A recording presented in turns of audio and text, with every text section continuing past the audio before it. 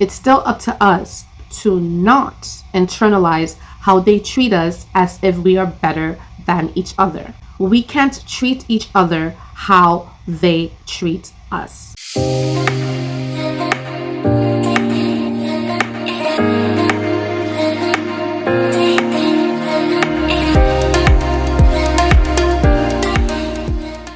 Hello, Amarachi here. Yes, there's a face to the channel. There's a face to this profile. So I'm here to speak about the colorism conversation that was held on the second part of the Real Housewives of Potomac reunion.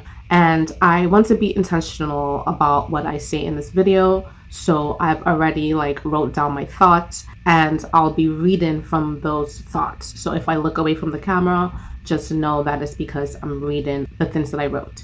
And I kind of drafted it into two parts. One part is about colorism as a whole, and the second part is my breakdown of how the women handled the topic. This situation for me especially is really important. If you follow me on Twitter, you already kind of have a sense of my voice when it comes down to the shows that I watch and also the things that are happening around the world. So without further ado, let's just jump into it. So I start by saying I'm not livid about the way the colorism topic was handled because dominantly it was a problem that was highlighted by the viewers, not the women on the show. Also, when Andy brought up the topic, he explained that the ladies, who are all Black women, collectively made a choice on how to handle the conversation. There is a topic that's come up frequently as it pertains to this show, and that topic is colorism. We've touched on colorism at previous reunions. However, this season we received far more audience feedback, so it feels important to revisit. Now, I agree this is a really sensitive and nuanced topic within the Black community, and one that I, as a white man, shouldn't be leading. I've been thinking a lot about the best way to approach the topic. We considered bringing in a moderator for this segment, but we started with our producers calling each of you to discuss how you would like to approach this conversation so that your voices and wishes would be heard. You collectively agreed that you'd like to discuss it without a moderator together. So, Candace, you were the most vocal when you spoke to the producers. You told them that you didn't think your castmates were colorists. However, you still felt that the conversation needed to be had. So, Candace, I'm going to give you the floor to speak your piece. And if anyone else wants to chime in, you're all encouraged to do so. I will listen and learn. If they made a choice, it means they are largely responsible for how to navigate the conversation. Overall, the colorism criticism came from the viewers. In my perspective, the ladies on the show jumped on the bandwagon after the viewers brought it to light. And it shows in how Candace started the conversation by saying she didn't think any of the ladies were colorists. And by saying that, to me at least, it shows me that she's not holding the ladies accountable for the actions that they made that are colorists. And I get it. Your actions are not who you are. So I guess she's possibly given grace in that respect, right? Just because you do bad things does not mean you're a bad person. So I could kind of understand her perspective. But it also sets a precedent of not holding them accountable for their actions. I'll criticize each woman's comment on the topic, but first let's really talk about colorism. Karen, as a light-skinned Black woman, was the only one to me who spoke about it with profundity. Karen hit it on the head.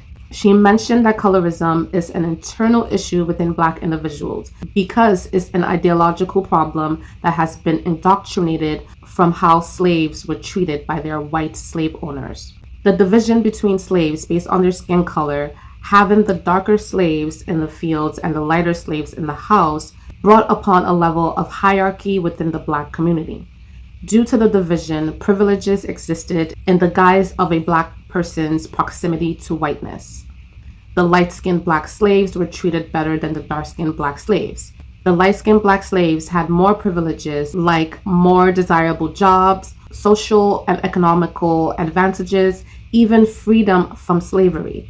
Dark-skinned Black slaves did not have these privileges. This level of favoritism made lighter-skinned Black slaves to behave in a way that made them act as if they were better than darker Black people. Light-skinned Black people's proximity to whiteness, i.e., being in the slave owner's house and not in the field, cultivated a level of hierarchy in comparison to darker-skinned Black people. That level of favoritism turned into competitiveness and disrespect within the Black community, to the point where if you were darker-skinned, you were villainized, ridiculed, and outcasted by other Black people.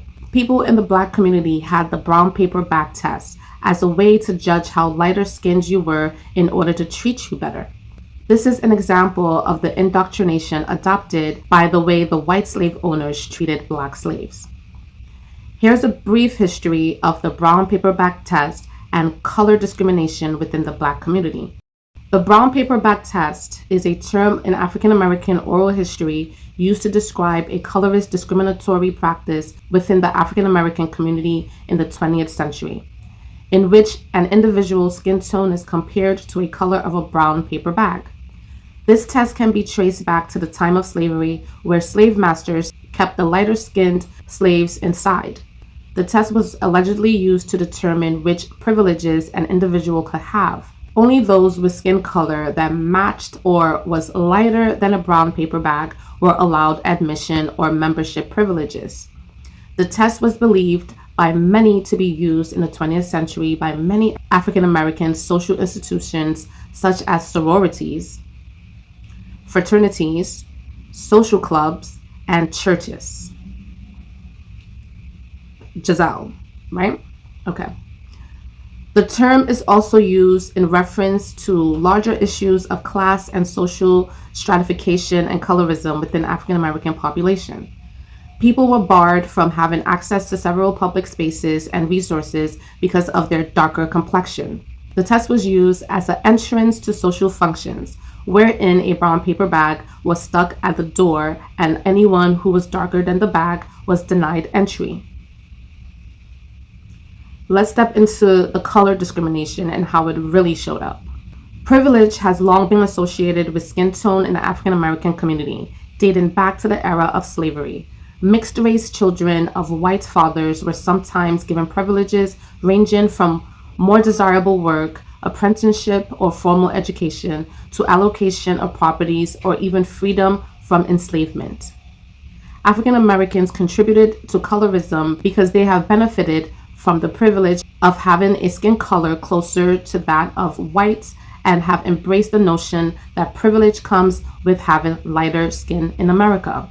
Lighter-skinned people were afforded certain social and economic advantages over darker-skinned people, even while suffering discrimination. According to Gordon, light-skinned Blacks formed exclusive clubs after slavery was abolished in the United States. Some clubs were called Blue Vein Society, suggesting that if an individual's skin was light enough to show the blue cast of veins, they had more European ancestry and therefore higher social standing. Such discrimination was resented by African Americans with darker complexions. According to Henry Louis Gates Jr. in his book, The Future of the Race, 1996, the practice of the brown paper bag test may have originated in New Orleans, Louisiana, where there was a substantial third class of free people of color dating back to French colonial era. The test was related to the ideas of beauty, in which some people believed that lighter skin and more European features in general were more attractive. From 1900s until the 1950s, paperback parties were said to have taken place in neighborhoods of major American cities with a high concentration of African Americans.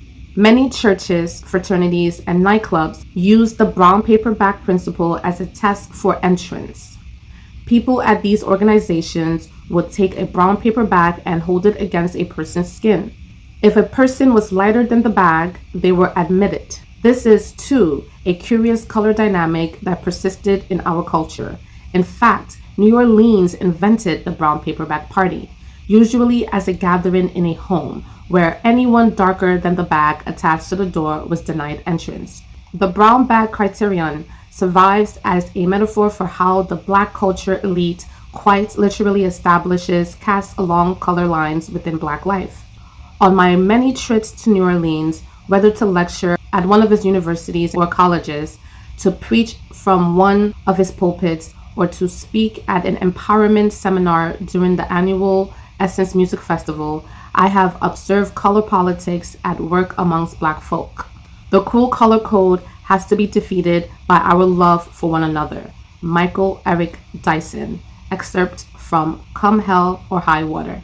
The brown paperback test was heavily documented and normalized with historical Black fraternities and sororities, especially amongst sororities, and some historical Black social clubs founded before 1960, whose members selected others who resembled themselves, generally those reflecting partial European ancestry. Some privileged, multiracial people of color who came from families freed from the American Civil War attempted to distinguish themselves from the mass of freedmen after the war, who appeared to be mostly of African descent and from less privileged families. New York City's infamous Cotton Club required Black female entertainers to pass the brown paper bag test, to be hired and perform for its mostly wealthy white male clientele. So I'm going to stop there with the brief history. As we learned a lot, especially, and I will say it, especially pointing fingers at Giselle, a person from New Orleans who was a part of a sorority. If the brown paper bag test was practiced a lot in sororities in New Orleans, what can we conjure? I'm conjuring a lot from that. But I'll go on. My conclusion to the colorist stuff, and the person in the article also said it, is if we as Black people would understand that simply because some of our skin is more in proximity to whiteness and that white people treat us differently based on the shade of our skin, it's still up to us to not internalize how they treat us as if we are better than each other. We can't treat each other how they treat us. This is the indoctrination that needs to be unlearned. We also need to notice how it looks. One example is by isolating and judging the actions of a darker skinned person more harshly or entirely more than you would a lighter skinned person. The optics play into colorism if you have more of a judgment for a darker skinned Black person for doing the same thing as a lighter skinned Black person does. The lighter skinned women on the show have done this, specifically Mia, Robin, and Giselle, especially Giselle. And it showed up when it came to their responses of the violent assaults and aggressions that have happened on the show. Out of all the women, Wendy is the darkest, then comes Candace, and then Monique when she was there. Bravo showed clips of when Robin was also aggressive. Robin was not treated the same in the group and outside of the group in the same way Monique was. And I'm not speaking about the fights between Monique and Candace. I'm speaking about moments in which Monique has gotten aggressive and not assaulted anyone. Before Monique assaulted Candace, Robin was aggressive towards Ashley at the restaurant scene, and Robin was also aggressive towards Monique in the umbrella scene. The cast didn't treat Robin any differently. If anything, they stood by her side in comparison to Monique's side. Also with Candace and Ashley. Candace and Ashley have the same way of speaking. They are both verbally aggressive. But everyone chose to reprimand Candace and no one really reprimanded Ashley. And in this moment between Mia and Wendy, Mia was aggressive towards Wendy, assaulting her with a drink. And no one reprimanded Mia, but they did choose to isolate Wendy. I just want to come in and add that Karen and Charisse were also very aggressive towards one another at the restaurant in Mexico, and nobody reprimanded them. So when we talk about colorism in the group, these are the examples of how it shows up. Overall, just as racism exists, so does colorism. Colorism is the product of racism. Both can only end by learning and then unlearning the indoctrinated ways we've been cultured and conditioned to treat one another based on our skin color, race, and ethnicity. To learn and unlearn these racist and colorist indoctrination, it takes listening to the experiences of those who are dominantly affected by colorism and racism, and then putting into action how they say they'd like to be treated. I do want to go into the responses of each woman. I have my opinion of how they responded to the conversation, and I wrote it down, so I'm gonna have to read through it. It's the best way for me to be a lot more clear about my thoughts. So first, I don't know when production sat with the ladies. I don't know what time it was. Was it before filming the reunion or throughout the entire season? I'm not even sure of when they sat down to speak to the ladies in order to get their opinions of how to handle it. And knowing that the ladies had the responsibility of handling the conversation between themselves, I'm not sure if they sat down before the reunion to even speak about how they were going to handle it as a collective. I'm not sure of that. I don't think so. I don't believe so because of how they each responded to the conversation. It seemed as if they were responding on the spot. So we'll start with Candace. Candace spoke first, and a lot of the weight was on Candace as Andy kind of directed. He said Candace had the biggest opinion about it, so we'll have her start to lead the conversation while he sits back and he listens. And well, I appreciate you and our producers for giving us the space to have the conversation. But I think if we're going to have the conversation, right, about colorism, we have to first agree on the definition. So I have Merriam and Webster. It's a noun. Differential treatment based on skin color, especially favoritism toward those with lighter skin tones, and mistreatment or exclusion of those with a darker skin tone, typically among those of the same racial or ethnic group. Can we all agree that that is the definition? Absolutely. That's colorism. The definition. That's colorism. Okay. So from there, I think it's important to pinpoint instances where colorism may have reared its head within our group. I am someone who has a reputation as being someone who will yell, who will scream, who will cry, or do any combination of those things. Calm down. Where is your pimp? Pimp, where you at? The hoe is here. I'm viewed as the crybaby, as the first one to be emotional. But Robin has screamed and gone into Ashley's restaurant and put her finger in her face. Please put your fingers out of my face, Robin. This is putting my finger in your Out of face. my face, Robin. Put my face and say that and see what happens. You think I'm gonna You shut up. here? Go I got for my it. face if I choke you out with this umbrella. Oh, please no. do it. Okay. And it's not received the same way. So the first mistake Candace made was not calling a spade a spade. You could call someone a colorist. They may still not be a bad person, but they're colorists. Like how we could call anyone a racist. Doesn't mean they're a bad person, but they're a racist. Let's call it what it is. And I feel like Candace had a lot of examples that she didn't use, and she was really short in how she used her examples, especially when it came down to how people perceived her emotions compared to how people perceive Robin's and Ashley's emotions. I agree with her there fully.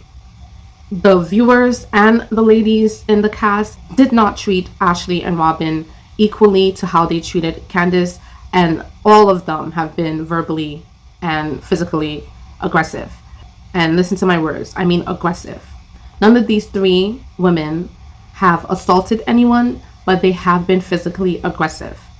Robin has been physically aggressive twice to Ashley and Monique.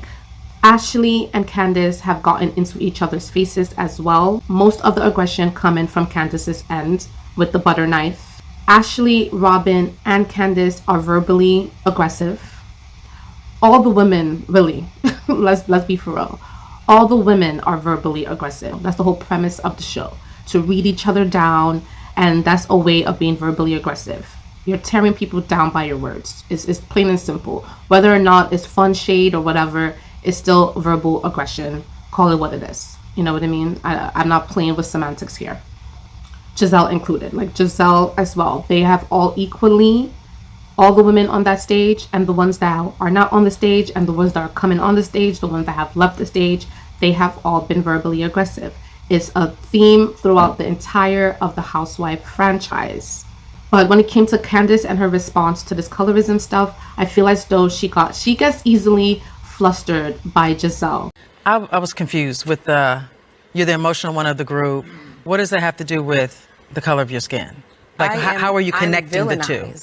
Villainized based off of being emotional? No, I'm saying, what does you being emotional have to do with skin color? Am I not making sense? I understand what you're trying to say. I just want to understand.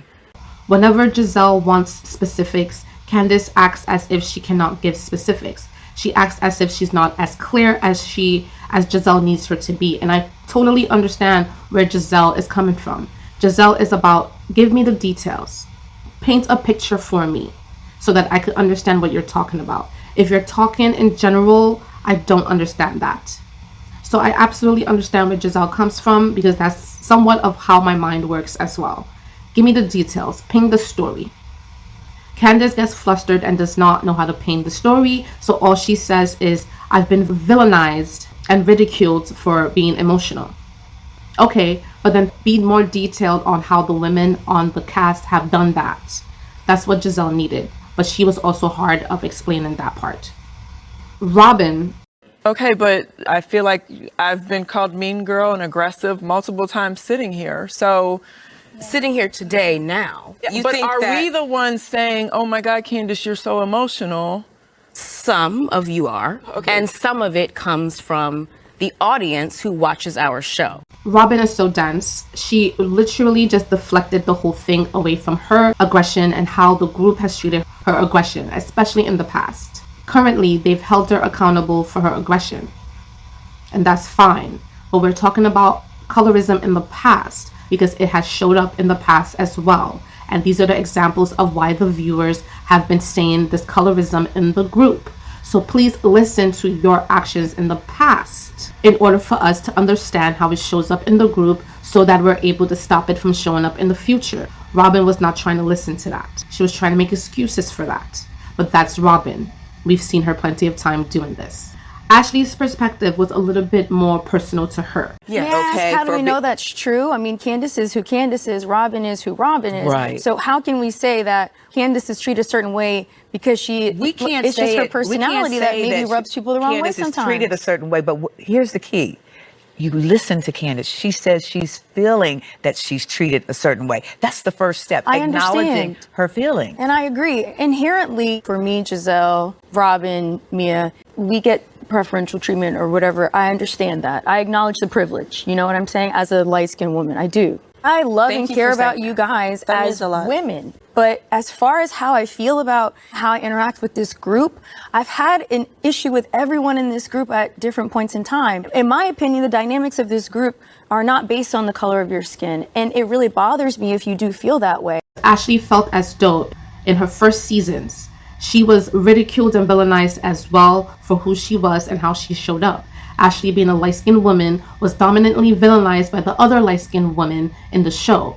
But to me, I would say that Ashley being villainized in the past by the other light-skinned women in the show was not colorism, it was ageism. And ageism also plays a role in how Candace is being villainized. So we could categorize things as we want. We don't have to group them all together. If Candace has an issue with ageism, she could speak on that by herself. But we're talking about colorism. To me, Ashley doesn't really play a lot into colorism. I don't really see her playing into colorism. I want to be specific here. Ashley doesn't play into colorism in the way that she treats Candace and Wendy, but she does play into the privilege of colorism in the way the group and the viewers treat her in comparison to Candace and Wendy. She plays into the privilege of colorism outside of the show, and possibly in the show too. But within the show, I understand why Ashley feels as though there isn't colorism, because from her vantage point, she's also been ridiculed and villainized for also being emotional. But also, she was not dragged as much as she was by the ladies in comparison to Candace. So there's a difference there. Karen was the only person that really hit it on the head for me. And as far as that, I respect it and I appreciate it. I think it's really important if we personalize it a little bit, you know. Yes. For me, you all know I own the plantation that my ancestors were raised on. So colorism was taught very early on The darker pigment person was in the field. The lighter woman was in the house Negro.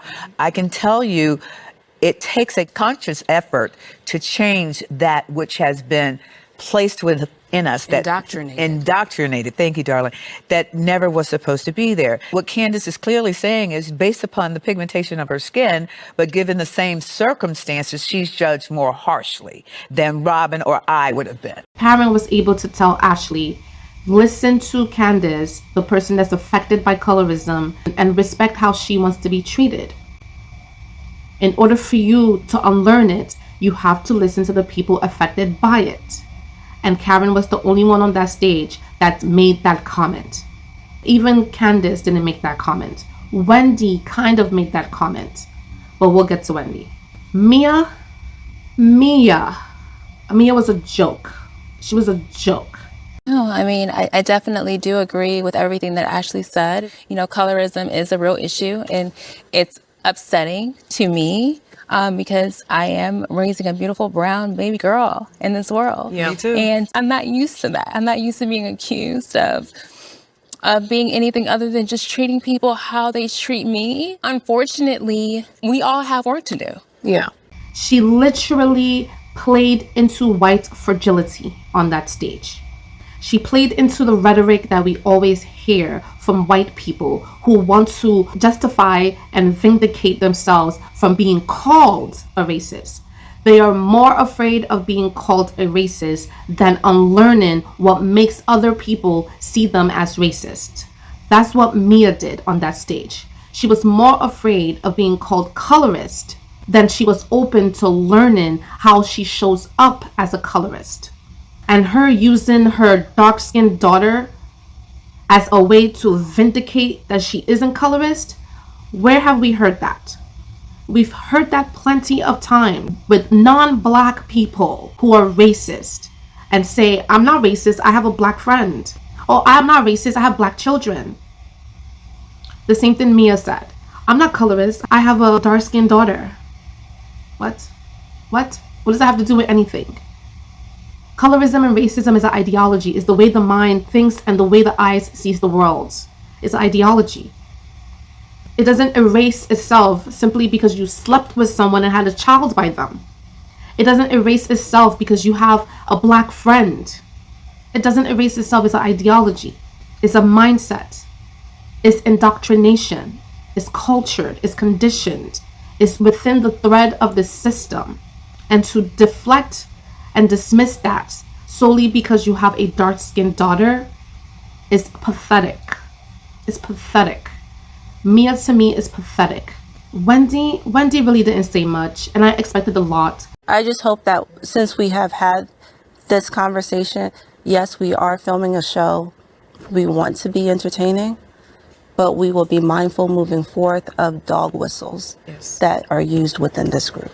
From someone who is a political commentator and a public affairs academic, I would think she had more to say, especially as a dark-skinned woman, as an African dark-skinned woman. I expected more from Wendy, and I'm highly disappointed in how she responded. Highly. But it's whatever. Giselle, the epitome of brown paper bag test?